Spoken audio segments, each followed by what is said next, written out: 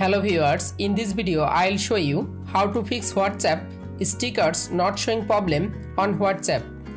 If you want to solve this problem, please follow the step.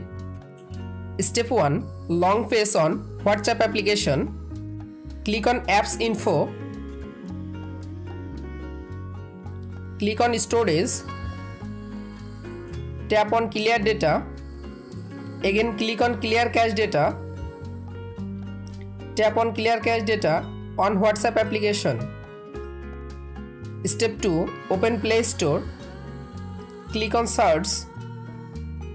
Search WhatsApp application. Update your WhatsApp application latest version. You make sure your WhatsApp application is up to date. Step 3. Open your phone setting. Click on Wi-Fi. You make sure your Wi-Fi or mobile data connection is properly connected. Step 4. Restart your device.